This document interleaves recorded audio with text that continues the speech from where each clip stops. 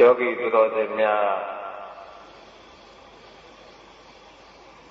ရက်30တရားစခန်းအတွင်းမှာသတ်မှတ်ထားသည့်ဓမ္မလင်းကြီးအတွင်း၌သာနေထိုင်ရမည်ပြင်ပသို့ထွက်ခွာခွင့်မရှိပါဘူး။ဘာဖြစ်လို့ဒီစည်းကမ်းချက်ကိုသတ်မှတ်ထားရတယ်လို့မေးကြရရှိပါတယ်။အချို့ယောဂီများကသတ်မှတ်ထားသည့်ဓမ္မနယ်မြေအတွက်မှပြင်ပသို့ထွက်ခွာသွားလေရှိတတ်ပါတယ်။အဲ့ဒီပြင်ပထွက်ခွာသွားသည့်အခါမမြင်အပ်တဲ့ပုဂ္ဂိုလ်ရဲ့အနှောက်အယှက်မြင်အပ်တဲ့ပုဂ္ဂိုလ်ရဲ့အနှောက်အယှက်အဲ့ဒီအနှောက်အယှက်နှမျိုးတစ်မျိုးမျိုးတွေးပြီးတော့တရားအထုတ်တဲ့ပုဂ္ဂိုလ်အနှောက်အယှက်ဖြစ်လာတာတွေ့ရတတ်ပါတယ်အပြင်ထွက်သွားတဲ့ပုဂ္ဂိုလ်တွေမဟုတ်ဘဲနဲ့ဒီမှာကြံရှိနေသေးတယ်ကြံရှိနေခဲ့တဲ့ယောဂီများပါတခါတခါအနှောက်အယှက်ဖြစ်တာတွေ့ရတယ်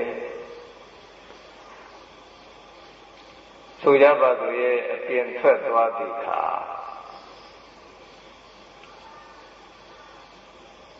မိမိတို့နဲ့မိတ်ဆွေတဦးတယောက်နဲ့တွေ့တယ်ဆိုကြပါစို့ရဲ့အဲ့ဒီမိတ်ဆွေကစကားပြောတော့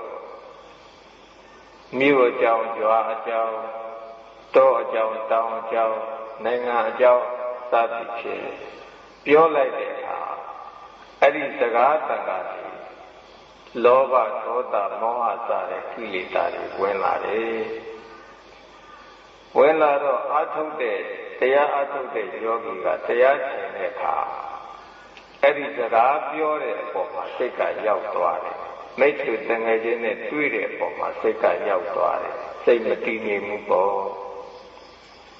အဲ့ဒီကြားခဲ့တဲ့အကြောင်းအရာသိခဲ့တဲ့အကြောင်းအရာတွေလည်းကြံတဲ့ယောဂီတွေကိုသူကပြောပြတာရှိတယ်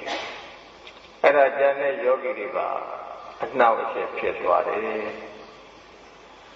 ဒါကမြင်အပ်တဲ့ပုဂ္ဂိုလ်ရဲ့အနှောက်အယှက်ပေါ့အမြဲတမ်းတရားထိုင်တဲ့တရားကျင့်သုံးတဲ့နေရာမှာဓမ္မတတ်တရားတတ်တွေကပြန့်နှံ့နေတယ်ယောဂီတဦးနဲ့တဦးသံဃာတစ်ပါးနဲ့တစ်ပါးတရားတတ်တွေကအထောက်အပံ့ပေးနေတဲ့အခါမမြင်အပ်တဲ့ပုဂ္ဂိုလ်ရဲ့အနှောက်အယှက်တစ်စုံတရာမရှိပါဘူးတကယ်လို့တရားတတ်မရှိတဲ့တရားတတ်ပြန့်နှံ့မှုမရှိသေးတဲ့နေရာများသို့ထွက်သွားသည့်အခါအမြင်ရတဲ့ပုဂ္ဂိုလ်တွေကနှောက်ယှက်မှုမျိုးဖြစ်တတ်ပါတယ်နှောက်ယှက်တတ်ပါတယ်တချို့ဆိုရင်ယောဂီတွေကတတိလက်လွတ်ပြီးတော့မိမိကိုအစိုးမရဘဲနဲ့စကားတွေကိုပြောတာမျိုးလည်းဖြစ်လာတတ်တယ်။အော်တာမျိုးငိုတာမျိုးဟီတာမျိုးအဲ့ဒီပုံသဏ္ဍာန်မျိုးလည်းဖြစ်လာတတ်တယ်။ဒါကြောင့်ဒီနှစ်ဦးနှစ်ဝအကျိုးဆိုးရုံမှုဖြစ်ကြရအောင်တရားထိုင်တဲ့ပုဂ္ဂိုလ်လည်းမိမိတို့အကျိုးဆိုးရုံမှုမဖြစ်ကြရအောင်မိမိတို့နဲ့အတူတကွတရားကျင့်သုံးနေတဲ့ပုဂ္ဂိုလ်တွေလည်းအနှောက်အယှက်တစ်စုံတရာဖြစ်ကြရအောင်ဒီစည်းကမ်းချက်ကိုသတ်မှတ်ထားခြင်းဖြစ်ပါတယ်နံပါတ်2ယောဂီအချင်းချင်းစကားပြောခြင်းကိုယ်အမူအရာတို့ဖြင့်ဆက်နွယ်ခြင်းမပြုရစိတ်ငြိမ်စွာတရားအထုတ်ရပါမည်ယောဂီတို့သည်ရက်သုံးတဲ့တရားအထုတ်သည့်အခါမှာကိုယ့်ရဲ့တရားပါအားထုတ်ရတာလည်းမတူပါဘူးဒီစတဲ့အားထုတ်တဲ့နေ့ကစပြီးတော့ယောဂီတို့အဋ္ဌိခံပြီးတော့တရားဓမ္မကိုကျင့်သုံးရပါတယ်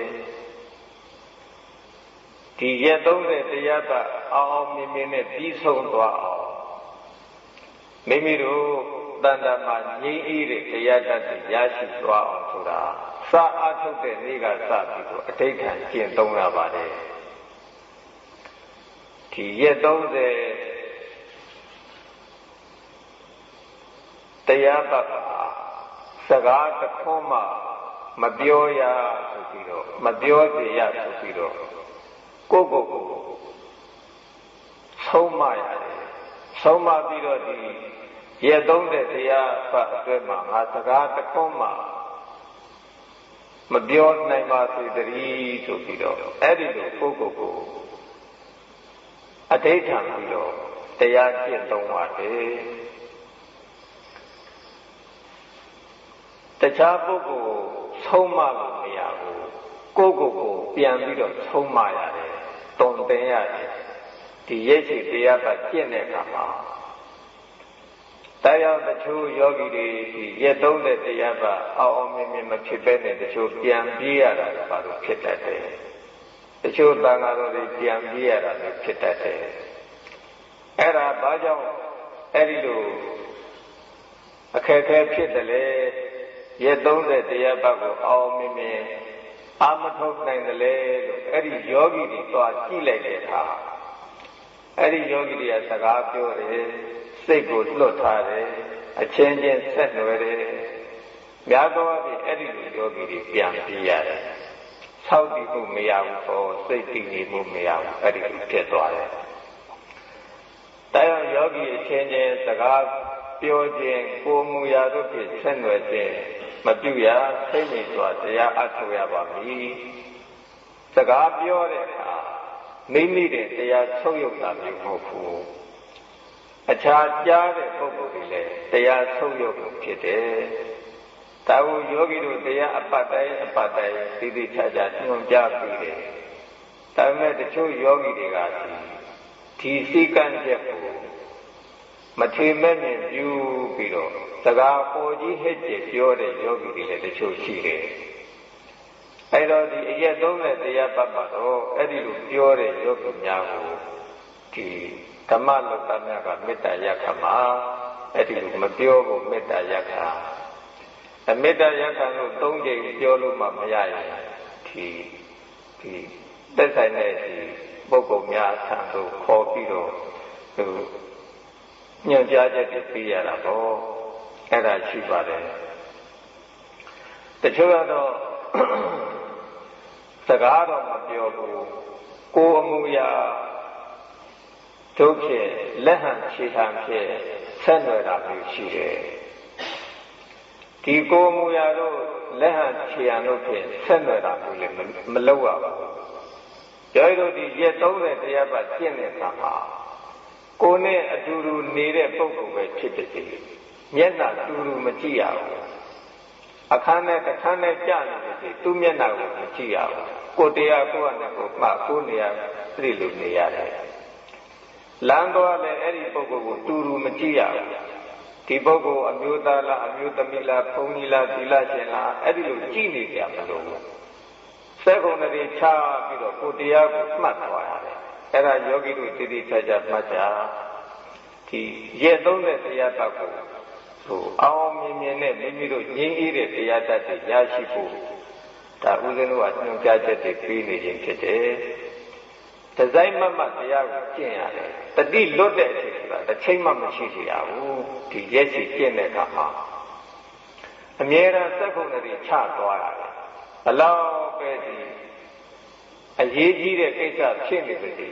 စကားမပြောရဘူး။ဒီကိုစက်ကုန်တွေချထားတဲ့စက်ကုန်တွေစောင့်စည်းမှုကိုဘယ်တော့မှမပြည့်စေရဘူးအမြဲတမ်းအဲ့ဒီသွားရတယ်အဲ့ဒီလိုကြည့်ရတယ်ဒါကြောင့်ဒီနံပါတ်2ကယောဂီအချင်းချင်းစကားပြောခြင်းကိုယ်အမူအရာတို့ဖြင့်ဆက်သွယ်ခြင်းမပြုလို့ရစိတ်ငြိမ်စွာတရားအထုတ်ရမည်နံပါတ်3ယောဂီများသည်မိမိကိုယ်ကိုဆရာကအနှံ၍ဆရာညွှန်ကြားသည့်အတိုင်းတိကျစွာလိုက်နာရမည်တမတ်ထားသောအချိန်တရားအတိုင်းအတိအကျဆောင်ရွက်ရမည်အဲ့တော့ယောဂီကမိမိတို့တရားအထုတ်တဲ့ယောဂီကမိမိခန္ဓာ၅ပါးယုံနာ၅ပါးကိုဆရာအနှံရမယ်တဲ့လို့ဆိုလိုတယ် အဲ့တော့ဆရာဆိုတာဘယ်လိုပုဂ္ဂိုလ်ကိုဆရာခေါ်မလဲဒါလေးယောဂီတို့နားလည်ဖို့လိုအပ်တယ်မြတ်စွာဘုရားကပရိနိဗ္ဗာန်သံဃာတိမှာရှင်အနန္ဒာကိုမှားကြားခဲ့တဲ့စကားရတစ်ခုရှိတယ်စေတအနန္ဒာငါဘုရားပရိနိဗ္ဗာန်သံသွားသည့်အခါမှာငါဘုရားပြညတ်ထားခဲ့တဲ့ဝိနည်းပိဋကဟောကြားထားခဲ့တဲ့သုတ်အပိဓမ္မာဒီပိဋကသုံးပုံဆိုတာရှိခဲ့တယ်အဲ့ဒီပိဋကသုံးပုံကြီးသင်္ချစ်သားတို့ရဲ့ဆရာပဲဆိုပြီးတော့ဆရာကိုတိတိကျကျညွှန်ကြားခဲ့တယ်အဲ့တော့မြတ်စွာဘုရားဟောကြားထားခဲ့တဲ့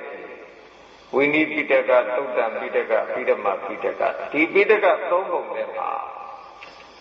အားလုံးအပြည့်စုံရှိတယ်သီလသိက္ခာကျင့်သုံးပုံကျင့်သုံးနည်းသမာဓိသိက္ခာကျင့်သုံးပုံကျင့်သုံးနည်းပညာသိက္ခာကျင့်သုံးပုံကျင့်သုံးနည်းအပြည့်စုံပါတယ်တခုမှရုပ်လျော့တယ်ဆိုတာမရှိဘူးပိုးတယ်ဆိုတာလည်းမရှိဘူးပြည့်ပြည့်စုံစုံရှိတယ်ဒါကြောင့်ဒီမြတ်စွာဘုရားကချက်ဒီအာနန္ဒာကိုမိတ်ရှိတဲ့အခါအရှင်အာနန္ဒာကိုမိတ်ရှိတဲ့အခါစေတအာနန္ဒာငါဘုရားပရိနိဗ္ဗာန်သံသွားသည့်အခါငါဘုရားပြညတ်ထားတဲ့ဝိနည်းပိဋကဟောကြားထားတဲ့သုတ်ပိဋကမှာဒီတရားတွေဟာသင်တို့ရဲ့ဆရာပဲလို့အဲ့ဒီညွှန်ကြားခဲ့တယ်ဒါယောဂီတို့ဆရာဘယ်လိုဆရာလဲဆိုတာနားလည်ပြီပေါ့နောက်တစ်ခုကဒီတော့အပိဓမ္မာဝိနည်းပိဋကသုံးပုံကိုဟောကြားခဲ့တဲ့ဆရာကဂေါတမမြတ်ဗုဒ္ဓဖြစ်တယ်အဲ့တော့ဂေါတမမြတ်ဗုဒ္ဓဒီယောဂီတို့ရဲ့ဆရာလို့ဒီလိုမှတ်လို့လည်းရပါတယ်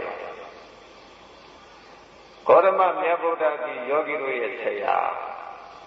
ဘာဖြစ်လို့ဆရာလဲဆိုရင်ဒီတော့အပိဓမ္မာဝိနည်းဒီတရားတွေကိုဂေါတမမြတ်ဗုဒ္ဓကဟောကြားခဲ့တဲ့အတွက်ကြောင့်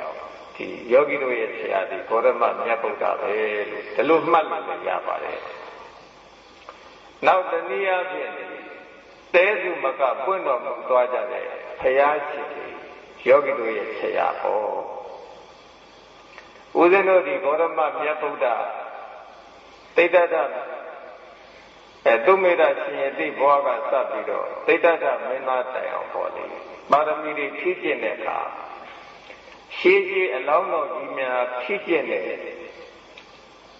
ပါရမီ7ပါးသုံးခြင်းကြီး5ပါးစရိယာ3ပါးဒီတရားတွေရှေးရှေးဘုရားရှင်ကဲ့သို့ဘုရားအလောင်းတော်ကြီးများကဲ့သို့ဒီပါရမီတော်တို့ကိုဖြည့်ကျင့်ကြရတယ်ဘုရားအဖြစ်တို့ရောက်တဲ့အခါမှာလည်းရှေးရှေးဘုရားရှင်များဟောတဲ့ကဲ့သို့ဒီတရားဓမ္မကိုဟောရတယ်အဲတော့ဂေါတမမြတ်ဗုဒ္ဓဟောတာနဲ့ရှေးရှေးဘုရားရှင်တွေဟောတာကတထပ်သေးဖြစ်သွားတယ်ဒီအတွက်ကြောင့်တဲစုမကပွင့်တော်မူသွားကြတဲ့ဆရာအားလုံးဒီလည်းပဲယောဂီတို့ရဲ့ဆရာပဲလို့မှတ်သားထားဖို့လိုပါတယ်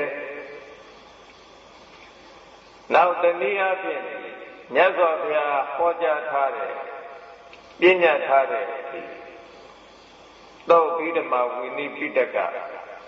ဒီပိဋကသုံးပုံလာသည့်အတိုင်းဟောဖို့ညွှန်ကြားတဲ့ပုဂ္ဂိုလ်များသည်လေယောဂီတို့ရဲ့ဆရာပဲလို့ဆရာကိုတိတိကျကျယောဂီတို့မှတ်သားဖို့လိုအပ်တယ်တချို့မြတ်စွာဘုရားဟောကြားတဲ့ပိဋကသုံးပုံတိုင်းမြတ်စွာဘုရားဟောကြားထားသည့်အတိုင်းမဟောတဲ့ဆရာတွေတချို့လောကမှာရှိတယ်အဲ့ဒီလိုဆရာတွေရောတော့ယောဂီတို့ရဲ့ဆရာမဟုတ်ဘူးလို့အဲ့ဒီခွဲဝဲချက်ချက်မှတ်သားထားပါအဲ့တော့ပထမကမြတ်စွာဘုရားဟောကြားထားခဲ့တဲ့ပညာထားခဲ့တဲ့သုတ်အပိဓမ္မာဝိနည်းပိဋကဒုတိယကဂေါတမမြတ်ဗုဒ္ဓတတိယကသေသုမကပွင့်တော်မူသွားကြတဲ့ဘုရားရှင်အားလုံးတတိယကမြတ်စွာဘုရားဟောကြားထားသည့်ပညာထားသည့်အတိုင်းသုတ်ပိဓမ္မာဝိနည်းပိဋကလာသည့်အတိုင်းဟောကြားတဲ့ပုဂ္ဂိုလ်အဲ့တော့ဆရာဆိုတဲ့နေရာမှာဒီပုဂ္ဂိုလ်၄မျိုးကိုမှတ်သားထားလိုက်ရင်ယောဂီတို့ဆရာဆွဲမရှိတော့ဘူးဂိုင်းဆွဲမရှိတော့ဘူးပုဂ္ဂိုလ်ဆွဲဝါဒဆွဲဆိုတာလည်းမရှိတော့ဘူးတပြေးတဲ့တညီတဲ့ဖြစ်သွားတယ်ယောဂီတို့ ရသော်ဘုရားဟောကြားထားတဲ့တရားဓမ္မကိုကျင့်သုံးတဲ့ယောဂီများတကြီးတဲ့တဏီတဲ့ဖြစ်သွားတယ်ဘယ်ဆရာရဲ့ဝါဒဘယ်ပုဂ္ဂိုလ်ရဲ့ဝါဒအဲ့ဒီဝါဒတွေပျောက်သွားတယ်ဝါဒဆွဲတွေပျောက်သွားတယ်ဟောဒါကြောင့်ယောဂီများဒီဆရာနဲ့ပတ်သက်ပြီးတော့ဒါမှတ်သားဖို့ပါပဲသတ်မှတ်ထားသည့်အချိန်တရားအတိုင်းအတိအကျဆောင်ရွက်ရမည်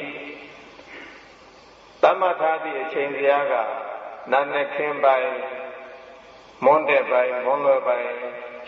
ညပိုင်းဆိုပြီးတော့အပိုင်း၄ပိုင်းခွဲထားတယ်နာနဲ့ခင်းပိုင်းက၄နာရီမှ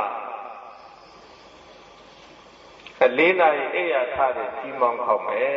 ၄နာရီအိယာထားရမယ်၄နာရီမှ6နာရီအထိတရားခံရမယ်ဒီ4နာရီ30မှ6နာရီအထိတရားခံရမယ်4နာရီ30တဲ့နောက်မကြရဘူးဒီဓမ္မဟောတဲ့မှာနောက်6နာရီမှ9နာရီအထိနာနဲ့ဆာဖုံးပြီး3000ရမယ်အချိန်ဖြစ်တယ်9နာရီမှ7နာရီအထိနားနေချိန်ဖြစ်တယ်7နာရီမှ9နာရီအထိစုပေါင်းတရားထိုင်ခြင်း9နာရီမှ17နာရီအထိတရားထိုင်ခြင်းဒါဒီကြားထဲမှာယောဂီများ5မိနစ်နားပြီးတော့တရားကိုကျင့်သုံးကြရမှာဖြစ်ပါတယ်ဒါကနာနဲ့ခင်းပိုင်းမွန်းတဲ့ပိုင်းက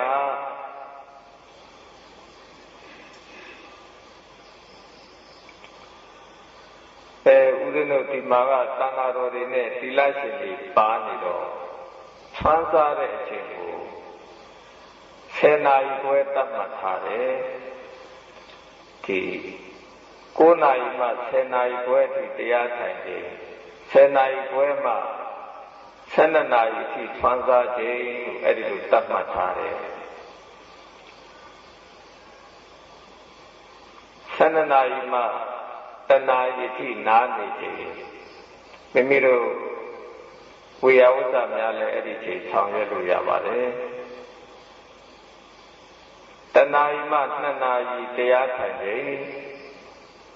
2နာရီ30မှ3နာရီ30စုပေါင်းတရားထိုင်ခြင်း3နာရီ30မှ5နာရီတရားထိုင်ခြင်း5နာရီမှ5နာရီ30ဖြော်ရီ3ဆောင်ခြင်း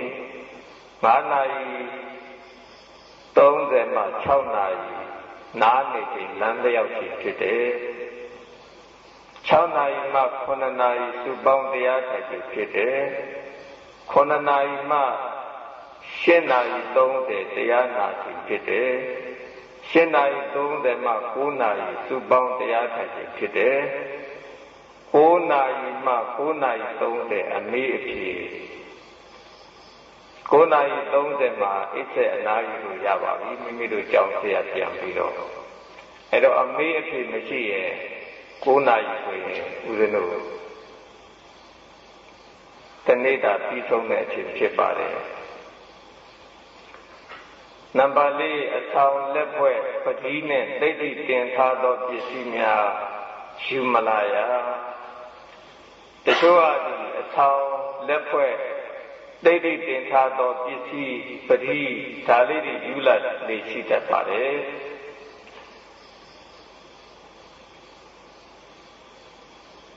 မိမိတို့တရားအားထုတ်သည့်အတွက်ကြောင့်ငြိမ်းအေးမှုလွတ်မြောက်မှုရတာကိုဒီအဆောင်ကြောင့်လက်ဖွဲ့ကြောင့်သိတိတင်ထားတဲ့ပစ္စည်းကြောင့်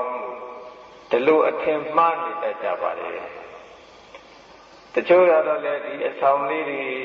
အာဟုရာမျိုးပေါ့လက်ဖွဲ့လေးတွေအာဟုရာမျိုးသိတိတင်ထားတဲ့ပစ္စည်းလေးတွေအာဟုရာမျိုး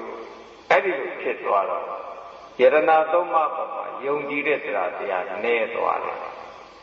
အဲ့ဒီယုံကြည်တဲ့တရားနည်းသွားတဲ့ပုဂ္ဂိုလ်ဟာလုံလဝိရိယလည်းနည်းသွားတယ်တရားနဲ့ဝိရိယနည်းသွားတယ်ဆိုရင်တတိတမာတိပညာကလည်းမဖြစ်တော့ဘူးပေါ့ဒါလို့ဆိုလိုတယ်တရားယောဂီများဒီအဆောင်လက်ဖွဲ့ပတိနဲ့သိတိတင်ထားသောပစ္စည်းများယူမလာရပါ တကယ်လို့ယူလာခဲ့ရင်လည်းအခြားတနေရာကိုမိမိတို့ထားလိုက်ပါမိမိတို့နဲ့အတူမထားပါနဲ့တခါတည်းမိမိတို့အာလျက်ပြတနေရာတော့ပြစ်လိုက်မယ်ဆိုရင်လည်းတခါတည်းအပြီးတိုင်ပြစ်လိုက်တာပေါ့နံပါတ်5ဤရိတ်တမညွန်ကြားထားသောနိလန်းဖြစ်တာတရားအထုတ်ရမည်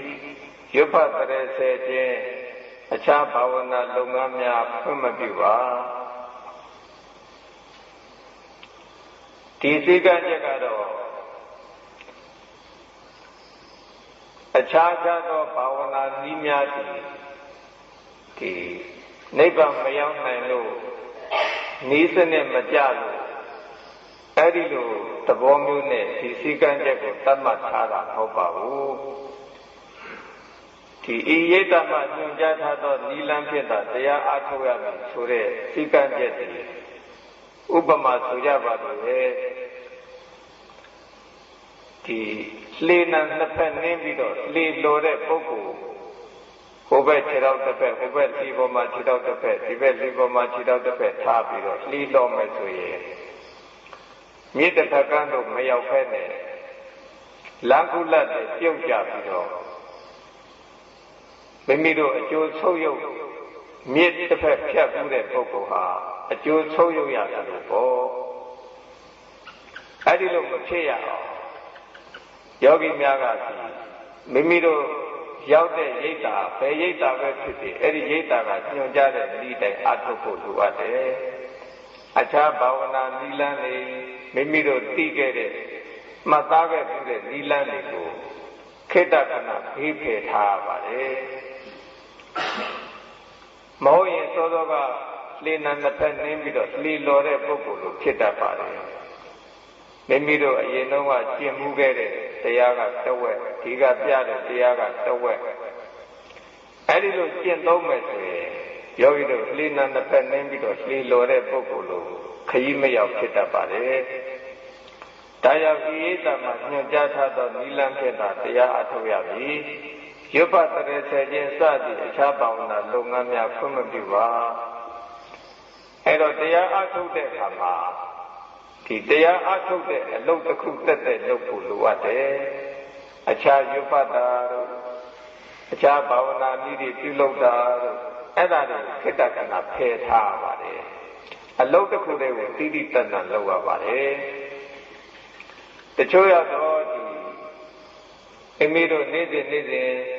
ရွတ်ဖတ်တဲ့ဆယ်နေကြဒီပရိတ်တို့အခြားဒီ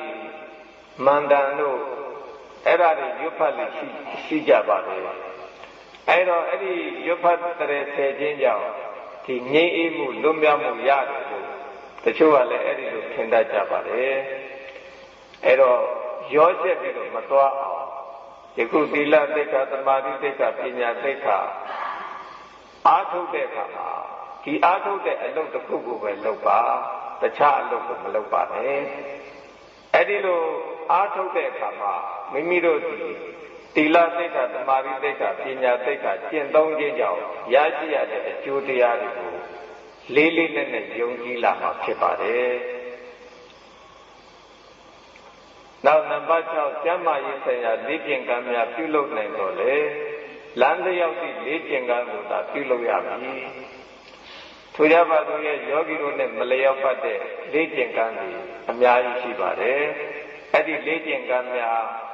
ဒီယောဂီတို့နဲ့မလျောက်ပတ်တဲ့အတွက်ကြောင့်ပြုလုပ်ဖို့လမ်းလျောက်သည့်လေ့ကျင့်ခန်းဆိုတာကတော့ယခုတရားထိုင်တဲ့အခါလမ်းလျှောက်တာပေါ့တဏီကုံထိုင်တဲ့အခါညောင်းတယ်ခြေတော့ညောင်းလာတဲ့အခါမှာလမ်းလျောက်ဖို့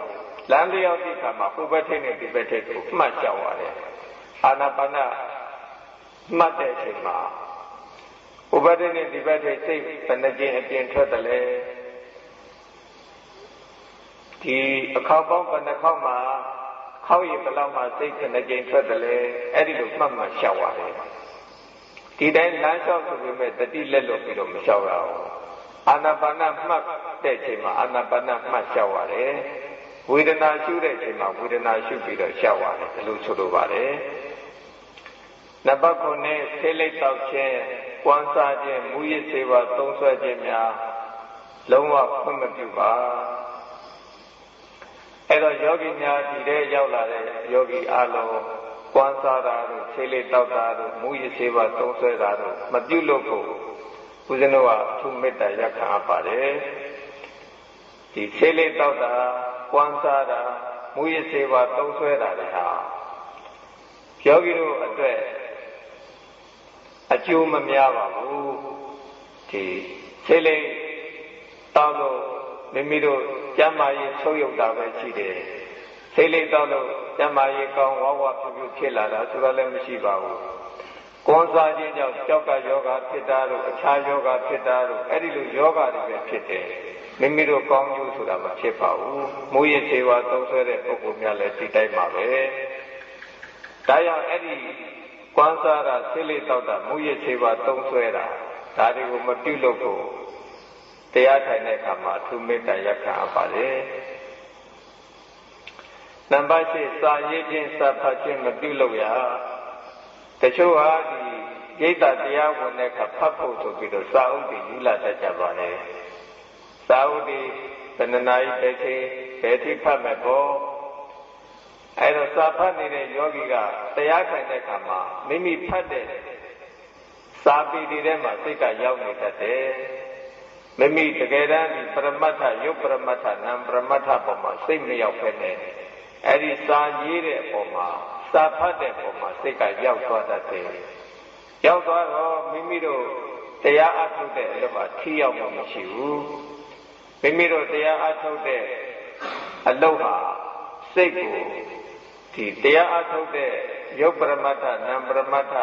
အပေါ်မှာစိတ်ကိုစူးစူးဆိုင်ဆိုင်မထားနိုင်တော့ဘူး။မထားနိုင်တဲ့အခါယောဂီတို့အချိန်သာကုန်သွားတယ်မိမိတို့ထိုက်တဲ့လောက်အကျိုးမရဘူးပေါ့။တရားနံပါတ်7ကစာရေးခြင်းစာဖတ်ခြင်းမပြုလုပ်ရနံပါတ်9တရားပြဆရာတော်ခွင့်ပြုချက်မရပဲတိတ်ရကောရာကင်မရာများမသုံးရဒါကတော့ယောဂီများတချို့ဒီတရားထိုင်နေတဲ့ပုဂ္ဂိုလ်တွေရှိတဲ့အခါမှာတိတ်ရကောရာတို့ကင်မရာတို့တချို့သုံးရတယ်သုံးတဲ့ကအတန်တွေထွက်လာတယ်ပေါ့တန်ထွက်လာတော့အခြားပုဂ္ဂိုလ်တွေကတရားကျင့်နေတဲ့အခါမှာအနှောက်အယှက်ဖြစ်သွားတယ်မိမိလည်းအနှောက်အယှက်ဖြစ်အခြားပုဂ္ဂိုလ်တွေလည်းအနှောက်အယှက်ဖြစ်တယ်ပေါ့အဲ့ဒီလိုမိမိတို့တစ်ပါးအကျိုးမများတဲ့အလုပ်ကိုမလုပ်ဖို့မေတ္တာရပ်ခံပါတယ်နံပါတ်10အတ္တတလို့အစားအစာကိုဖုံးပြီးသုံးဆောင်ရမည်ပြင်ပအစားအသောက်များယူလာခြင်းလာပို့ခြင်းများမပြုလုပ်ရယောဂီတို့ဒီယခုတရားပတ်မှာတော့အတ္တတလို့အစားအစာကသုံးဆောင်ရမှာဖြစ်တယ်ဒီရိတ်တာထဲမှာနေထိုင်ကြတဲ့ပုဂ္ဂိုလ်တွေကတော့အာလုံးဒီရိတ်တာထဲမှာနေသေး၍အတ္တတလို့စားရပါတယ်ဘာဖြစ်လို့ဒီအတ္တတလို့အစားအစာကိုစားပြီးတော့တရားကျင့်ရတယ်လေဒီအသားငါစားပြီးတော့တရားကျင့်လို့ဓမ္မတဖို့မရနိုင်ဘူးလားလို့ဒီလိုလဲမေးကြရရှိပါတယ်အသားငါစားပြီးတော့လေကျင့်ရင်ဓမ္မတဖို့ရနိုင်ပါတယ်ဒီအတ္တတလို့စားပြီးတော့ဘာဖြစ်လို့ကျင့်ရတယ်လဲလို့မေးရင်တော့ယောဂီတို့ဒီ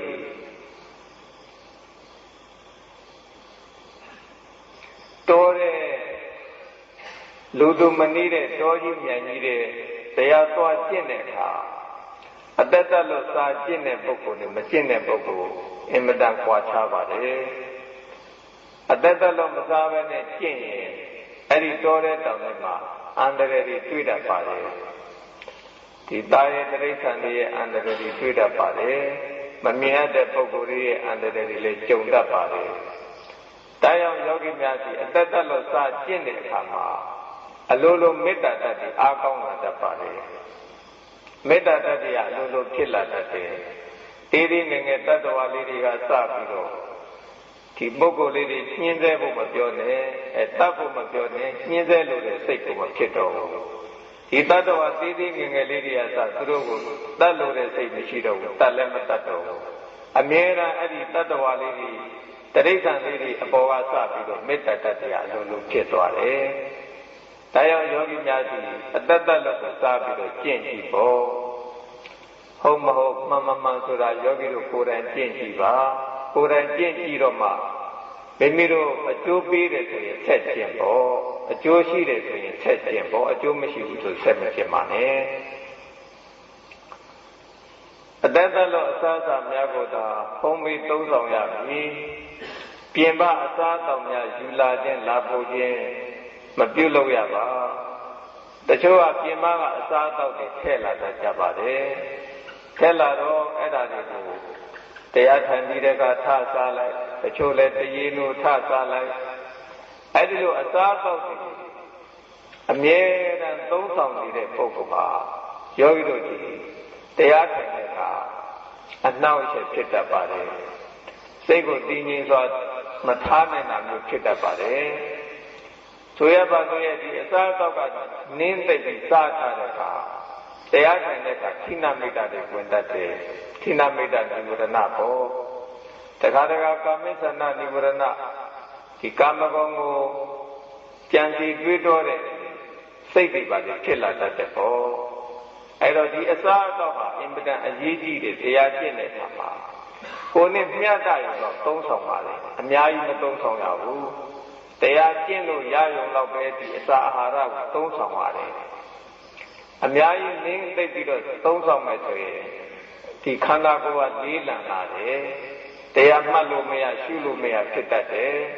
ဌိနမိတ်တာတွေသွမ်းမှုခံရပြီးတော့ဒီတရားတစ်ချိန်ဟာဆုံးရှုံးသွားတတ်ပါတယ်အဲရအတ္တတလို့အစားအစာကိုသာဖုံးပြီးသုံးဆောင်ရပြီပြင်ပယူလာသည့်ပြင်ပအစားအသောက်များယူလာခြင်းလာပို့ခြင်းများမပြုလုပ်ရပါနံပါတ်7သင်္ကန်းအိယာရှင်တော်စောင့်ခေါင်းအုပ်လက်နှိပ်တမိဆပ်ပြစသည့်အသုံးဆောင်ပစ္စည်းများယူလာရမည်ဒါကတော့ဦးဇင်းတို့ဒီတရားစကားက2004ခုနှစ်ကမှစပြီးတော့ဖွင့်တော့ဦးဇင်းတို့ကျောင်းမှာအိယာရှင်တော်စောင့်ခေါင်းအုပ်လက်နှိပ်တမိဒါတွေကယောဂီတွေအားလုံးအသိမဝေနိုင်နိုင်ဘူးပေါ့ဝေနိုင်တဲ့အချိန်ကတော့ဒီစီကံချက်ဟာမလိုတော့ပါဘူးတန်ဃာတော်များကတော့သင်္ကန်းယူမလာလို့ရပါတယ်ကျောင်းမှာသင်္ကန်းတွေအပြည့်စုံရှိတယ်သင်္ကန်းတွေအားလုံးပြည့်ပြည့်စုံစုံရှိတယ်အဲ့ဒီသင်္ကန်းတွေယောဂီတို့ယူပြီးတော့တန်ဃာတော်များကယူပြီးတော့ဝတ်ယုံလို့ရပါတယ်နံပါတ်7တရားစခန်းတွင်ရှိနေစဉ်အတွင်းတရားနှင့်စပ်လင်း၍မေးမြန်းတင်ပြလိုသည်များရှိပါကတရားပြဆရာတော်ထံတွင်၎င်းဝေယဝစ္စလုပ်ငန်းများ၌လိုအပ်ပါကဓမ္မလုတ်သားယောဂီတို့၎င်းတင်ပြနိုင်သည်အဲ့တော့ယောဂီတို့တရားအထုတ်တဲ့အခါတစ်ခါတခါအခက်ခဲတွေ့တတ်တယ်အရင်တော့ကမှတ်ခဲ့ဘူးတဲ့ဤစနစ်နဲ့ဒီမှာပြတဲ့ဤစနစ်နဲ့တစ်ခါတခါကွာခြားမှုရှိတဲ့အခါဘယ်လိုဆက်မှတ်ရမလဲတပြည့်လို့တရားမှတ်လို့ကမရဘူးအချိန်မပြေဘူးလာပြီးတော့မေးမြန်းလို့လျှောက်ထားလို့ရပါလေဦးဇင်းတို့သိတဲ့လောက်ဦးဇင်းတို့ကြည့်ကျင့်သုံးထားတဲ့လောက်ယောဂီတို့ကိုညွှန်ကြားပြသပေးမှဖြစ်ပါတယ်နောက်ဝေယဝစ္စများလိုအပ်ပါကဆိုတာကယောဂီတို့ဆေးလိုအပ်မယ်ဓမ္မမို့လက်နေတမိလိုအပ်မယ်ဓမ္မမို့မိမိတို့ရှင်တော်တို့စောင်းတို့ခေါင်းတို့မိကြံခဲ့လို့အဲ့ဒီလိုအသောဆောင်ပစ္စည်းများလိုအပ်မယ်ဆိုရင်ဒီဝေယဝစ္စပုဂ္ဂိုလ်များထံကိုစာလေးရေးပြီးတော့အဲ့ဒီသုံးတဲ့ကြောင်းကိုထားခဲ့ပါသုံးစားတဲ့နေရာထားခဲ့ပါမိမိတို့အဆောင်နာမည်နောက်ပြီးတော့မိမိတို့ရဲ့နာမည်ရေးပြီးတော့ထားခဲ့ပါအဲ့ဒါကိုရအောင်ဆောင်ရွက်ပေးပါလိမ့်မယ်စကားပြောပြီးတော့မမှားပါနဲ့စာရေးပြီးတော့မှားပါ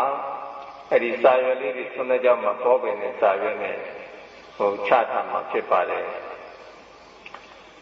နံပါတ်7ကျမ်းမာရေးနဲ့စပ်လင်း၍သတ်မှတ်ထားသောအချိန်တွင်ဆရာဝန်နှင့်တွေ့ဆုံပြသနိုင်ပါသည်အဲ့တော့ဦးဇင်းတို့ဟိုအရင်တစ်ပတ်ကတော့သံဃာတော်တွေကိုသံဃာတော်တဲ့ယောဂီတွေကိုဆေးစစ်ပေးတယ် အားလုံးဆေးစစ်ပေးတဲ့အချိန်တစ်ချိန်ရှိတယ် ဒါဦးဇင်းတို့တရားအာမထုတ်တဲ့တရားလွတ်တဲ့အချိန်ကိုဦးဇင်းတို့ဒီကြည်တင်ပေးတာပေါ့ပြီးကြတဲ့ဘက်ကတော့ယောဂီတွေနဲ့တန်ခါတော်တွေမျက်စိစစ်ပေးတယ်မျက်စိစစ်ပြီးတော့ယောဂီတဲကူတွေကယောဂီ2ယောက်ကဒီမျက်စိကတော်တော်ဆိုးဆိုးရွားရွားဖြစ်နေလို့သူတို့မျက်စိနှလုံးလုံးခွဲလိုက်ရတယ်2ယောက်လုံးနှလုံးကြီးခွဲလိုက်ရတယ်အဲ့ဒါ1ယောက်ကို4သိန်းကျော်လောက်ကျတယ်2ယောက်ကို8သိန်းကျော်လောက်ကျတယ်အဲ့ဒါမျက်စိပြတဲ့အချိန်ရှိကောင်းရှိမယ်ဒီတရားပတ်မှာဆေးစစ်တဲ့အချိန်နဲ့ရှိကောင်းရှိမယ်ဒါတရားတွေကြောက်တဲ့အခါဦးဇင်းတို့ကဒီဆောင်ရွက်ပေးရတဲ့အချိန်ရှိတယ်အဲ့တော့ကျမ်းမာရေးနဲ့စလင်း၍သတ်မှတ်ထားသောအချိန်တွင်ဆရာဝန်နဲ့တွေ့ဆုံပြသနိုင်ပါသည်ဒီစိတ်ကံချက်ကိုယောဂီတို့ချမှတ်ထားရင်ဖြစ်တယ်နောက်14မိမိကြောင့်အခြားယောဂီများကနှောင့်ယှက်သို့မဟုတ်ဓမ္မန္တရဖြစ်စေမိအပြုမှုမှန်သမျှရှောင်ရှားကြရပါမည်တချို့ယောဂီကမိမိတရားအထုတ်လို့မရတဲ့အခါမိမိကသူတစ်ပါးသွားစကားပြောတာတို့သူတစ်ပါးတရားအထုတ်လို့မရအောင်အနန္တကနေသွားနှောက်ယှက်တာတို့အဲ့ဒါမျိုးတွေလုပ်တတ်တယ်ယောဂီချင်းချင်းခါတူတာတို့စိတ်တာတို့အဲ့ဒါမျိုးတွေလည်းလုပ်တတ်တယ်ဒါကြောင့်မနေ့ကသီလရဲ့တပါးပြန်လွတ်လိုက်ရတယ်ဒီထုံးစားရင်းနဲ့သီလရဲ့အချင်းချင်းခါတူတာတို့စကားပြောတာတို့ဖြစ်လို့အဲ့ဒါတရားစခန်းပြီးမှပြန်ကြွလာပဲတရားစခန်းအတွင်းပြန်မလာနိုင်ဘူးဆိုမနေ့ကသီလရဲ့တပါးပြန်လွတ်လိုက်ရတယ်ပြောလို့မရဘူးဆိုဆုံးမလို့မရဘူးအဲ့ဒီကြောင့်ပြန်လွတ်လိုက်ရတယ်ဒါတပါးအတွက်နဲ့အခြားပုဂ္ဂိုလ်တွေအနှောက်အယှက်ဖြစ်မှာအနှောက်အယှက်မှာဖြစ်စေခြင်းပေါ့ဒါလို့ဆိုလိုတယ်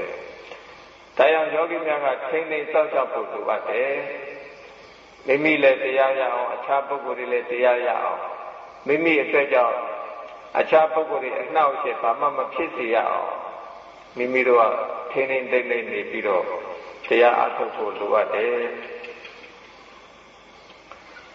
နောက်နံပါတ်15ဓမ္မခမ်းမအတွက်နာယီကျွတ်ကျွတ်အိတ်နဲ့အတန်မြည်စေသည့်မြည်သည့်ပစ္စည်းများယူမလာရပါတချို့တော့ဒီဓမ္မခမ်းမထဲမှာတချို့နာယီတွေယူလာကြတယ်အတန်ကိုမြည်စေတဲ့နာယီတွေလည်းတချို့ယူလာကြတယ်ကျွတ်ကျွတ်အိတ်တွေလည်းဆွဲလာကြတယ်အဲ့တော့ယောဂီကတရားထိုင်တဲ့အခါနာယီကိုကြည့်ကြည့်နေတတ်တယ်ဘယ်နှနာယီရှိပြီကိုယ်တည်းကြီးမောင်းကမခောက်သေးဘူးကြီးမောင်းခောက်တဲ့ကိုယ်တော်ကအိပ်ပျော်နေသလားမသိအဲ့ဒီလိုဒီကဝေဒနာတွေတက်တဲ့အခါနာယီလေးကြည့်လိုက်မျက်လုံးလေးပြန်မိတ်ထိုင်လိုက်ဒါနာယီလေးကြည့်လိုက်မျက်လုံးလေးမိတ်ပြန်ထိုင်လိုက်သမာဓိကပြည့်ရောပြည့်တော့ယောဂီတို့အဲ့ဒါတရားတော်တော်နဲ့မတိုးတက်ဘူးပေါ့တရားမရဘူးပေါ့နာယီကိုလုံးဝမကြည့်နဲ့ဒါရောက်ဟိုတလောကဒီ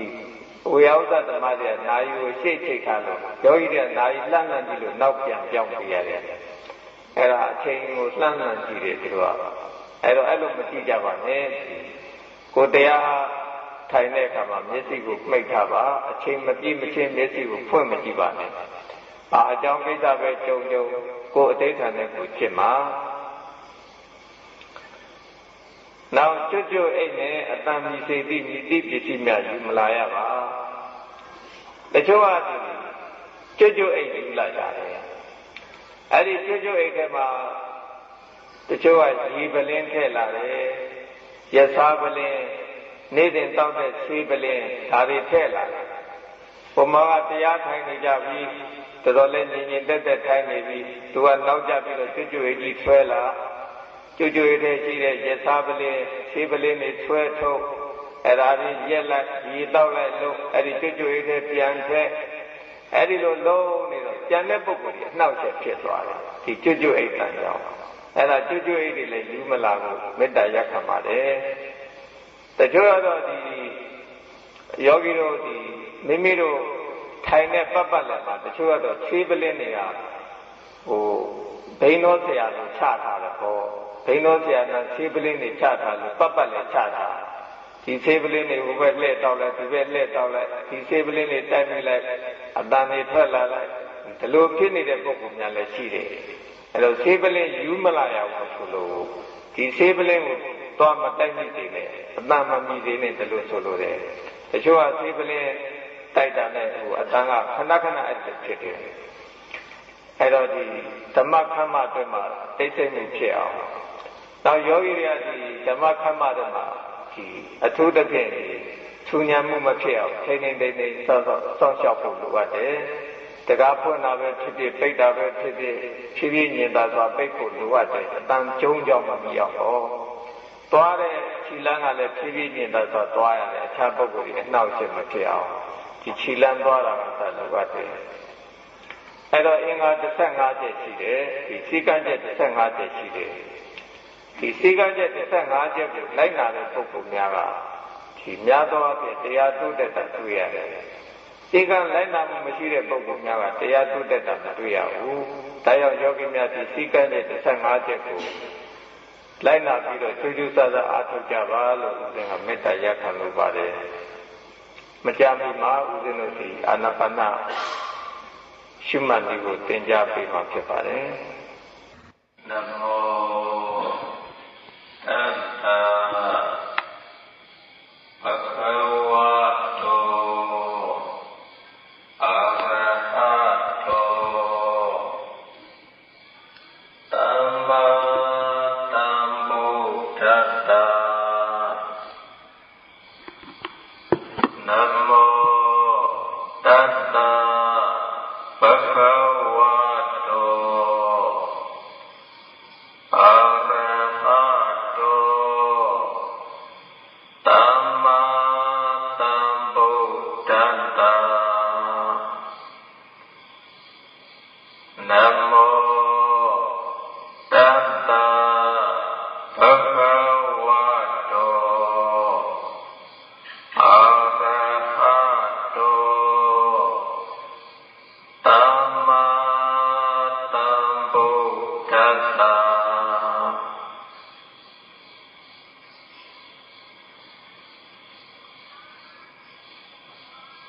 ယောဂီကတော်တင်များဒီကနေ့အာနာပါနကမ္မထံကိုစတင်ပြီးတော့ရှုမှတ်ကြရမှာဖြစ်ပါတယ်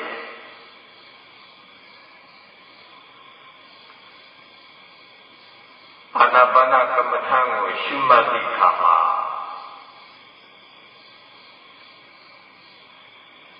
မဟာသတိပဋ္ဌာန်သုတ်တမှာလာရှိသည့်အတိုင်းသမထကမ္မထံအနေနဲ့ရှုမှတ်ကြရမှာဖြစ်ပါတယ်ဒီအာနာပါနကမ္မထံကိုအခြားသုတ်တများမှာသမထဝိပဿနာနှမျိုးရကြောင်းဟောကြားထားတာရှိပါတယ်မဟာသတိပဋ္ဌာန်သုတ်တမှာတော့အာနာပါနကမ္မထံကိုမြတ်စွာဘုရားကသမထကမ္မထံအနေနဲ့ဟောကြားထားတာတွေ့ရပါတယ်ထို့အတွက်ကြောင့်ဒီအာနာပါနကမ္မထံကိုမဟာသတိပဋ္ဌာန်သုတ်တမှာလာရှိသည့်အတိုင်းသမထကမ္မထံအနေနဲ့ရက်30တရားပတ်မှာ10ရက်တိုင်တိုင်ရှုမှတ်ကြရမှာဖြစ်ပါတယ်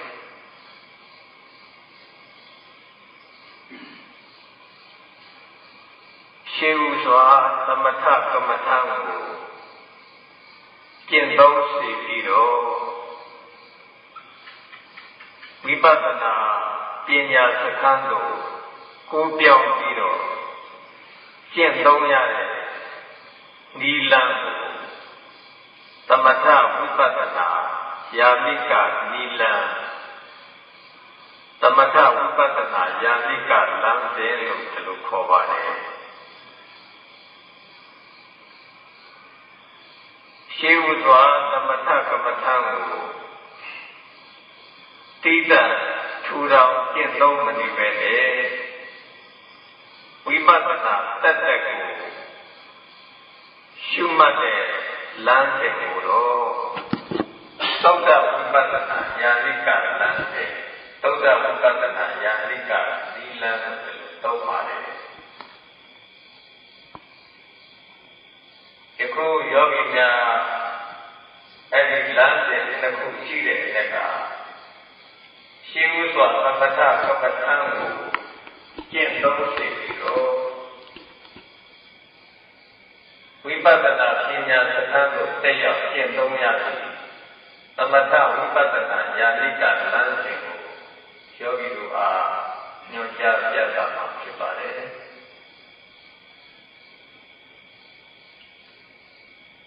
သမထဝိပဿနာယာနိကလမ်းစဉ်နဲ့သုဒ္ဓဝိပဿနာယာနိကလမ်းစဉ်နှစ်ပါးရှင်းလိုက်တဲ့အခါမှာ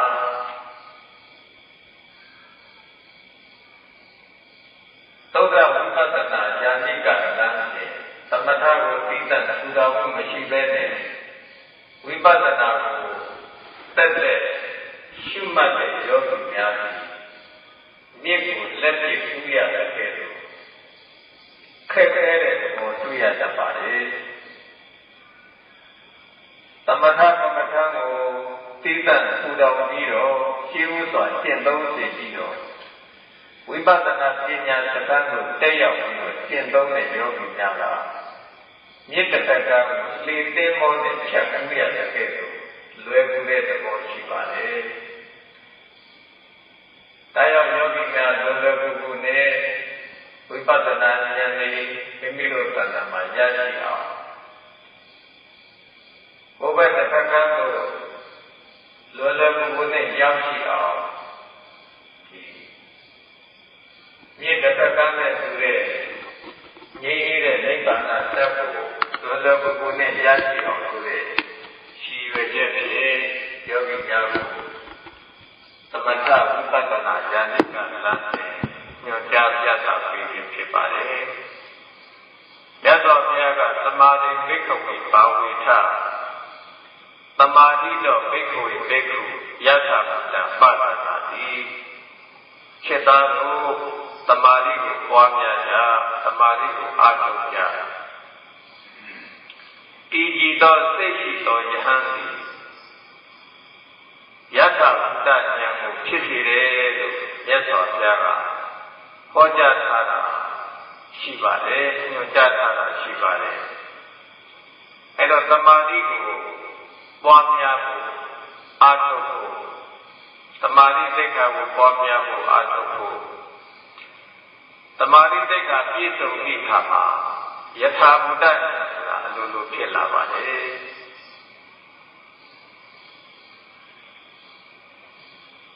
သူရပါသူရဲ့ယုတ်ပရမတ္ထသံပရမတ္ထနှစ်ပါးယုတ်ပရမတ္ထသံပရမတ္ထနှစ်ပါးကိုသိမြင်လာတယ်ပေါ့ခန္ဓာ၅ပါးရှိတယ်ရူပခန္ဓာဝေဒနာခန္ဓာသင်္ညခန္ဓာသင်္ခါရခန္ဓာဝိညာဉ်ခန္ဓာဒီခန္ဓာ၅ပါးကိုခန္ဓာ၅ပါးရှိသည့်အတိုင်းမြင်လာတယ်အာယတနာ12ပါးဓာတ်18ပါးသစ္စာ4ပါးဒီတရားတွေအရှိတိုင်အမှန်တိုင်းမြင်လာတယ်ပေါ့အဲဒီလိုမြင်ဖို့သိဖို့ဆိုတာသမာဓိဆိုတာလိုပါတယ်ဆိုကြပါစို့ရဲ့ယောဂီတို့သမာဓိစိတ်ကမမြင်မာသည့်အခါမှာဒီဝေဒနာရှုတာပဲဖြစ်ဖြစ်ရုပ်ရှုတာပဲဖြစ်ဖြစ်စိတ်ရှုတာပဲဖြစ်ဖြစ်ဓမ္မကိုရှုတာပဲဖြစ်ဖြစ်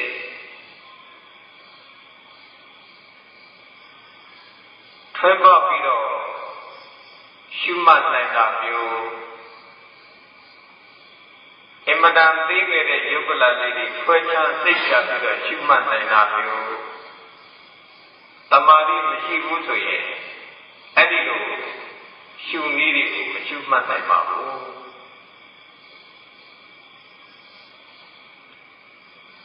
ဒီယုတ်ကလလေးတွေအမတန်သေးခဲ့တဲ့ယုတ်ကလလေးတွေဝေဒနာလေးတွေရှုမှတ်တဲ့စိတ်ရှုမှတ်တဲ့ဓမ္မအသေးစိတ်ရှုမှတ်နိုင်တဲ့အခါမှာမိမိတို့ဝိပဿနာဉာဏ်နဲ့ဆိုတာလည်းအထို့ထိမရောက်နိုင်ဘူး။ဒါကြောင့်ရှိဘူးဆိုတာသမာဓိကိုထို့ထိရအောင်ယောဂီတို့10ရက်တိုင်တိုင်ကျင့်သုံးရမှာဖြစ်ပါတယ်။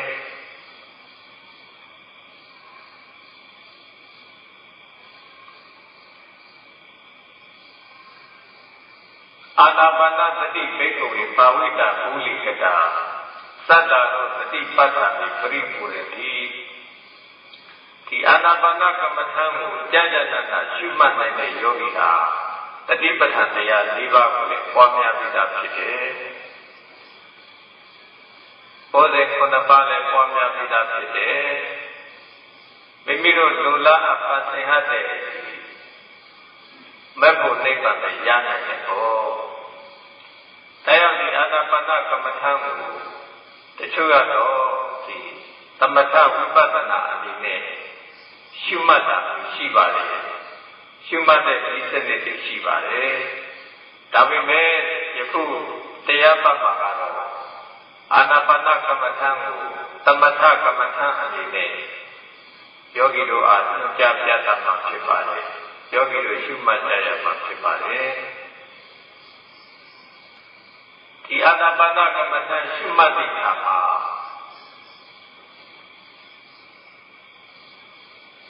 ယခုလိုတရားထိုင်ပြီးတဲ့အချိန်မှလည်းမဟုတ်ပဲလျောင်းထိုင်ရပ်သွားဣရိယာပု၄ပါးလုံးကိုစသွားအလက်သက်ရှုမှတ်ကြရမှာဖြစ်ပါတယ်ထိုင်တဲ့အခါလည်းအာနာပါနမှတ်ပြီးတော့ထိုင်ရမှာဖြစ်တယ်ရပ်တဲ့အခါလည်းအာနာပါနမှတ်ရလမ်းစရောက်တဲ့အခါလည်းအာနာပါနမှတ်ပြီးတော့လမ်းစရောက်လဲလျောင်းတဲ့အခါမှာလည်းအိပ်ကျော်ရင်ကျော်သွားပြီအာနာပါနမှတ်ပြီးတော့လဲလျောင်းရမှာဖြစ်ပါတယ်အဲ့တော့တစ်ချိန်လုံးဒီအာနာပါနမှတ်နိုင်တဲ့အခါမှာတတိမြဲတဲ့အခါမှာကိလေသာတွေဝင်ခွင့်မရှိတော့ပါဘူးခန္ဓာကိုယ်ထဲမှာကိလေသာဖြစ်တယ်ဆိုတာမရှိတော့ဘူးခန္ဓာကိုယ်ထဲမှာကိလေသာတွေတန်းဆင်းသွားတယ်အခိုက်အတန့်တော်တော်ကြာကြာတန်းဆင်းသွားတယ်တန်းဆင်းသွားတဲ့အခါတော့ဒီစိတ်ဟာကြည်လင်တောက်ပါသွားတယ်စိတ်ကယောဂီတို့ကိလေသာတွေနဲ့ပေါင်းတဲ့လို့စိတ်ဟာညှဉ်းနှွမ်းတယ်နောက်ကျတယ်စိတ်ဆင်းရဲတယ်စိတ်ဆင်းရဲတဲ့ကကိုယ်ဆင်းရဲမှုဖြစ်လာတယ်ပေါ့အဲ့ဒါဒီစိတ်ကယောဂီတို့ကိလေသာနဲ့သွားပေါင်းတဲ့အခါစိတ်ညှဉ်းနှွမ်းတယ်စိတ်ဆင်းရဲကိုယ်ဆင်းရဲတယ်အဲ့ဒီလိုဖြစ်သွားတယ်စိတ်ကကိလေသာတွေနဲ့မပေါင်းတဲ့တော့ပဲ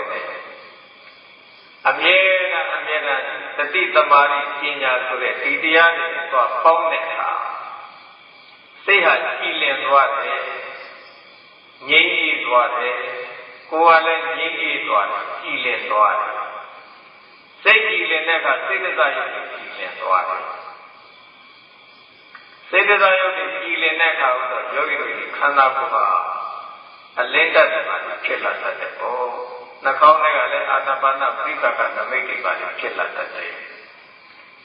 အဲ့ဒီအလင်းတတ်တွေရလာတဲ့အခါမှာဥပဿနာသမာဓိကိုခေါ်ရပါတယ်ဒီအလင်းတတ်တွေကတဖြည်းဖြည်းခိုင်ခံ့သွားပြီးတော့စိတ်ဟာအပြင်ဆက်မှုမရှိတော့ဘူးခန္ဓာကိုယ်ကလည်း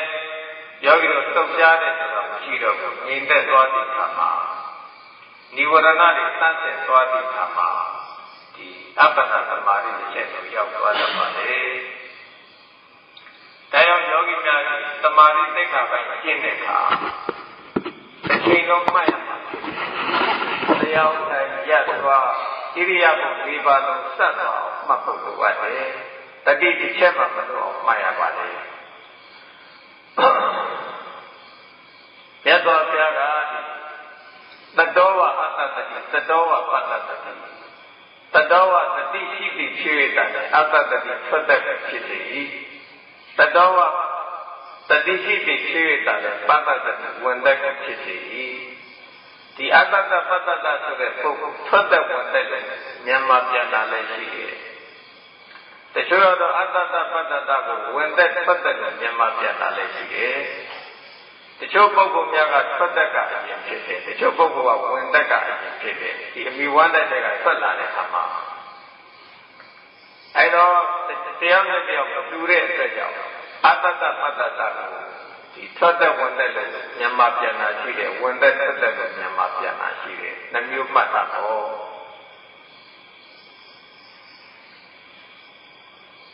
အဲ့တော့ယောဂီများဒီသတ္တောဝအတ္တတတိသတ္တောဝတတိရှိတိဖြစ်ရတာလေအတ္တတတိထွက်သက်ကိုဖြစ်တယ်သတ္တောဝတတိရှိတိဖြစ်ရတာလေပတ္တတတိဝင်သက်ကိုဖြစ်တယ်တတိတစ်ချက်မှမလို့အောင်ဒီထွက်လေဝင်ကိုမှတ်ရမှာဖြစ်တယ်ထွက်လေထွက်သွားတဲ့အခါမှာထွက်သွားတဲ့ထွက်လေလေးတတိရှိဖို့လိုပါတယ်ဝင်လေဝင်လာတဲ့အခါမှာဝင်သွားတဲ့ဝင်လေကိုတတိရှိဖို့လိုပါတယ်အဲ့တော့ယောဂီတို့တတိပြည့်စုံလာပြီတတ္တတတိပြည့်စုံလာပြီဆိုရင်သမာဓိနဲ့ပညာကအလိုလိုဖြစ်လာတယ်တတ္တဘုဝိရိယဘုတတိဘုပြည့်စုံလာပြီဆိုရင်သမာဓိနဲ့ပညာသူ့အလိုလျောက်ဖြစ်လာတယ်ဒါကြောင့်ယောဂီများတတိမြဲအောင်ပထမရှိဥစွာမှတ်ရမှာဖြစ်ပါတယ်မှတ်တဲ့အခါမှာဒီဖုဒ္ဓဖုတ်သောကတိတသိခပိတဝါဘာဝတ္တတိဝဘာဝနာသံပိတ္တိဒီထွက်လေဝင်လေထိခိုက်တဲ့နေရာကိုဖုဒ္ဓဖုတ်သောကာသလို့ခေါ်တယ်တချို့ကအထက်နှုတ်ခမ်းပြမှာထွက်လေဝင်လေထိခိုက်တယ်တချို့ကနှာသီးဝအောင်ထွက်လေဝင်လေထိခိုက်တဲ့ထင်ရှားတယ်အဲ့ဒီထင်ရှားတဲ့နေရာမှာစိတ်ကိုငြိမ်သက်စွာထားပြီးတော့ထွက်သွားတဲ့ထွက်လေဝင်လာတဲ့ဝင်လေထွက်လေဝင်လေကိုမှတ်ရမှာဖြစ်တယ်နှာခေါင်းရှည်တဲ့ပုဂ္ဂိုလ်များရောတော့နှာသီးဝအောင်မှာထွက်လေဝင်လေထိခိုက်တဲ့ထင်ရှားတယ်နှာခေါင်းတူတဲ့ပုဂ္ဂိုလ်များရောတော့အထက်နှုတ်ခမ်းပြားမှာထွက်လေဝင်လေထိခိုက်တဲ့ထင်ရှားတယ်အဲဒီထွက်လေဝင်လေထိခိုက်မှုထင်ရှားတဲ့နေရာမှာစိတ်ကိုငြိမ်းချမ်းစွာငြိမ်သက်စွာထားရတယ်ငြိမ်သက်စွာထားပြီးတော့ထွက်သွားတဲ့ထွက်လေဝင်လာတဲ့ဝင်လေထွက်သွားတဲ့ထွက်လေဝင်လာတဲ့ဝင်လေဒီထွက်လေဝင်လေတို့ကိုတတိမြဲအောင်တနေ့လုံးမှတ်နေရမှာဖြစ်ပါတယ်ဒါအာနာပါနရှုမှတ်တဲ့ဒီစနစ်မှတ်လို့ရအောင်ယောဂီတို့သင်ပေးတာပါနေ့စဉ်နေ့စဉ်ညွှန်ကြားချက်တွေအာနာပါနမှတ်တဲ့ဒီစနစ်တွေယောဂီတို့အားညွှန်ကြားပြသသွားမှာဖြစ်ပါတယ်ယခုယောဂီများအာနာပါနကမ္မထာကိုစတင်ပြီးတော့ကျင့်သုံးကြရမှာဖြစ်တဲ့အတွက်အာနာပါနကမ္မထာကိုတောင်းခံပြီးပါဠိအလုံးလိုက်ကြရအောင်မယံဖန်တိတန္တာရ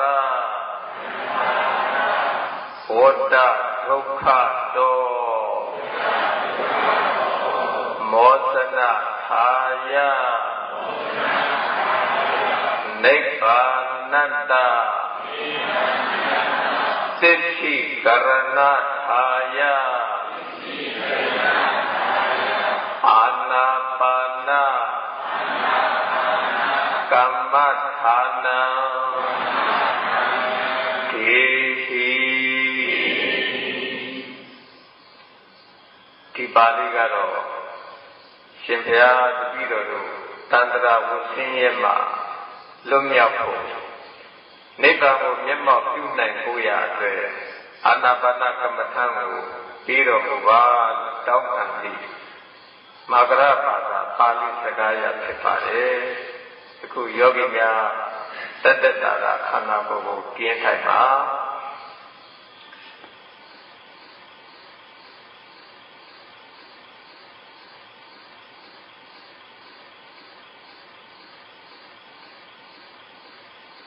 ပန္လင်္ကာအာပုစိတ်တဝါအောက်ပိုင်းခန္ဓာကိုယ်ကိုခွေထားပါ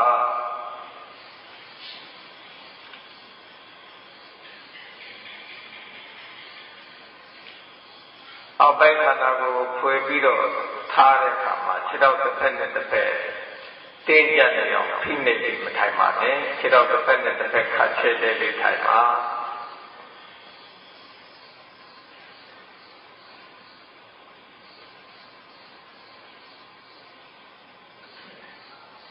ဥဒ္ဒကာယပဏိဒါယအထက်ပိုင်းခန္ဓာကိုယ်ကိုဖြောင်းပြောင်းမှထားပါခါးကြီးတွေကောက်ကွေးမထားရပါဘူးတကယ်လို့ခါးကကောက်သွားတယ်ကွေးသွားတယ်ဆိုပြန်ဆက်ပါခ ခိုင်းဒီကုန်းသွားတဲ့အခါကြောမှာကြောက်ဆူယူတစ်ဆက်ချီယူရှိပါတယ်ကြောယူတစ်ဆက်ချီယူပေါ့အဲ့ဒီကြောယူညာဆက်ထားတဲ့ပုံသဏ္ဍာန်ကငရုတ်ဆုံးထဲမှာငရုတ်ကြပွေခက်ထားတဲ့ပုံသဏ္ဍာန်မျိုးဆက်ထားပါတယ်ခါကကောက်တယ်ဆိုရင်ငရုတ်ကြပွေနဲ့တူတဲ့အယိုးကငရုတ်ဆုံးနဲ့တူတဲ့နှခမ်းကိုသွားထောက်ပြီးတော့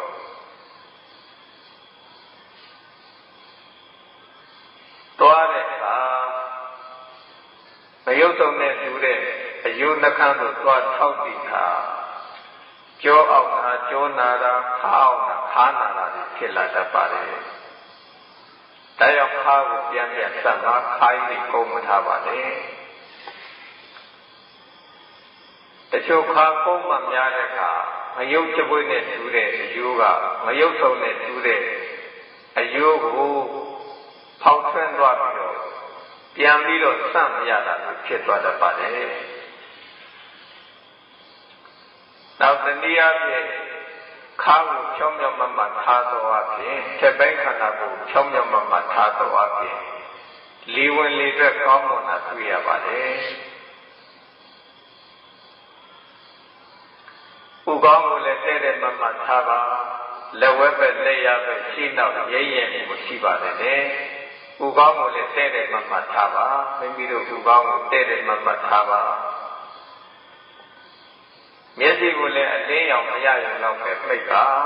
မျက်မှန်တတ်တဲ့ယောဂီများကတရားအထုတ်နေတဲ့အချိန်မှာမျက်မှန်ကိုချွတ်ထားကြပါ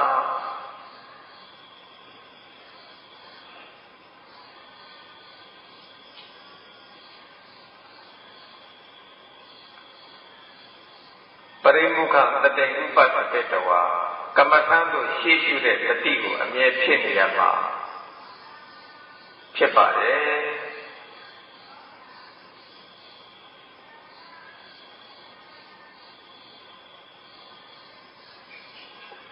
တတိလက်လွတ်ပြီးတော့ထွက်လေဝင်လေကိုတစ်ချိန်တစ်ခါမျှမဖြစ်အောင်ကြိုးစားပြီးတော့ထွက်လေဝင်လေကိုတတိမြဲအောင်မှတ်ကြရမှာဖြစ်ပါတယ်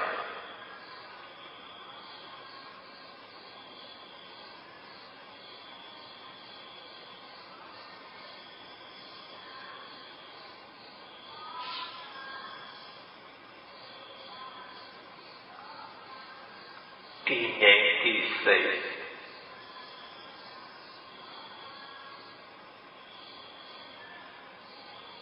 ငြိမ်အေးဒီစိတ်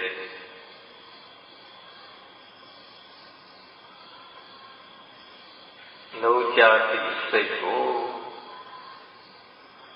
နာသီဝရဲ့အောက်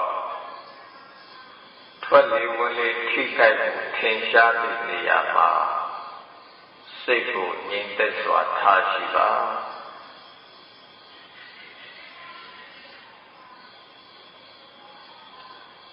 စိတ်ကိုနှာသီးဝါးရဲ့အောက်ထွက်လေဝင်လေထိခိုက်မှုထင်ရှားသည့်နေရာမှာငြိမ်သက်စွာထားရှိပြီးထွက်သွားတဲ့ထွက်လေဝင်လာတဲ့ဝင်လေထွက်သွားတဲ့ထွက်လေဝင်လာတဲ့ဝင်လေထွက်လေဝင်လေတို့ကိုတတိမြဲအောင်ရှုမှတ်နေပါ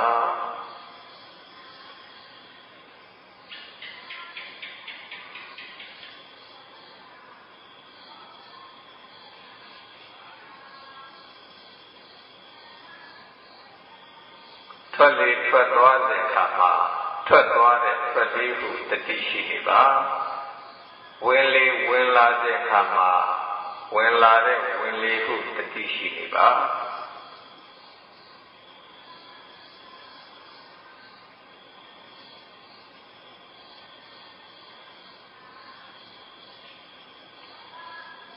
တတိလက်လွတ်ပြီးတော့ထွက်လေဝင်လေတို့ကိုတစ်ချိန်တစ်ခါမှမဖြစ်ပါစေနဲ့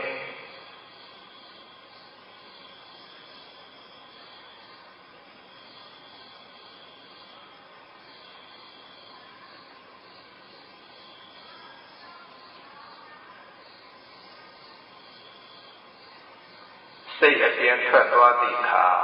အတွေးအာရုံနဲ့မှစိတ်ကိုကြာရှည်စွာလှည့်ပတ်မထားပါနဲ့စိတ်အပြင်ထွက်သွားသည်ကိုသိရှိတာနဲ့တကယ်နဲ့ နာသီဝအောက်မှာစိတ်ကိုပြန်ထားပါထွက်လေဝင်ပြန်မှတ်ပါ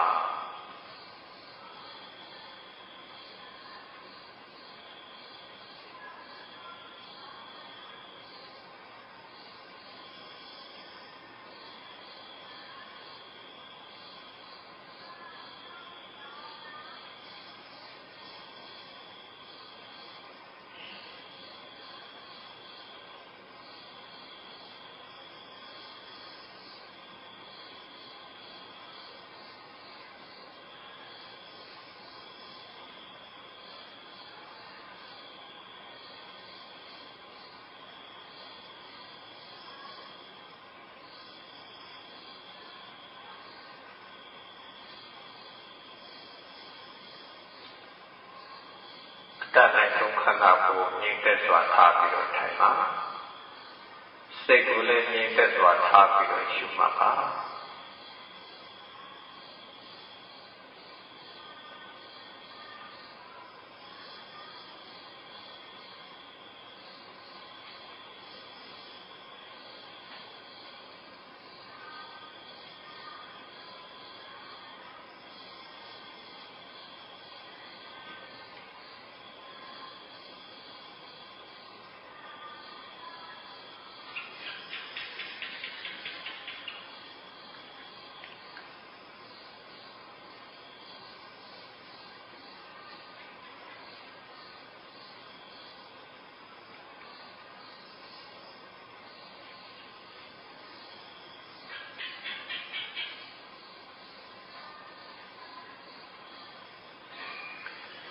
စိတ်အပြင်ထွက်သွားသည့်အခါ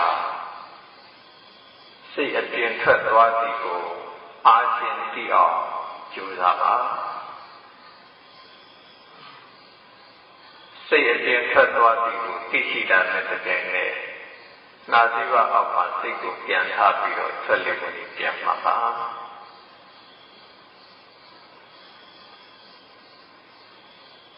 စိတ်ကိုကြာရှိစွာအတွေးအာရုံနဲ့မှမထားပါနဲ့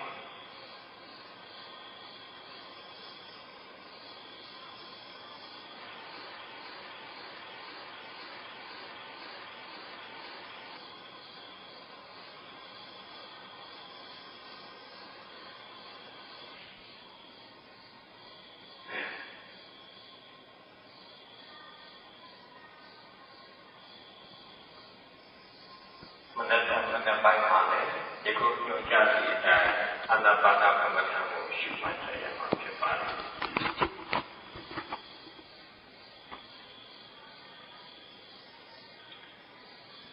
သာယထภิกขဝေမာပမဒဋ္ဌာမာပိသာဝိပတိသာရိနောအဘုဝထာအယဝအာမကအနုတ္တသတိဘေခဝေငါယခြေတာခြေတပိအပေါင်းသူတော်ကောင်းတို့မာပမဒဋ္ဌာမဝိပလယောကြပါကုန်လေသာယထသမထဝိပဿနာရှုပွားကြပါကုန်သောဧသာတိချိန်ရောက်ရာနောက်ခါကာလ၌မာဝိပတိတာရိနောကမ္မထံတရားကိုမရှုမှတ်ကြရစီမှာမှားလေစွာဟုနောက်လာသထာဥပါခြင်းဆိုတာမရှိကြပါကုန်လေမာဝိပတိတာရိနောသမထကမ္မထံဝိပဿနာကမ္မထာကိုအာမထုတ်ခရစီမှာမာလေစွာဟု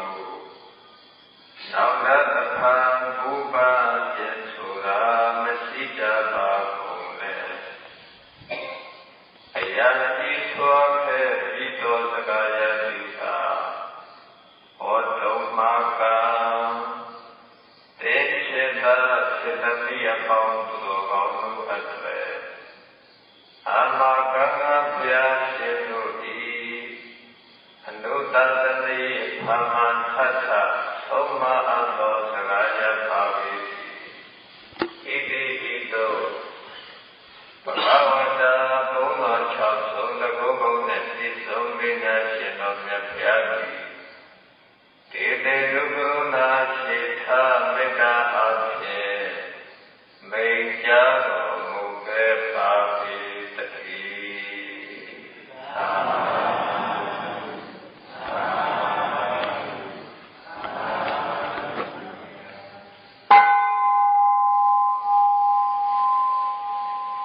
တိတ်ဆိတ်နေတဲ့သွားစကားမပြောပဲသမီးတို့ကြောက်တဲ့ကံပြန်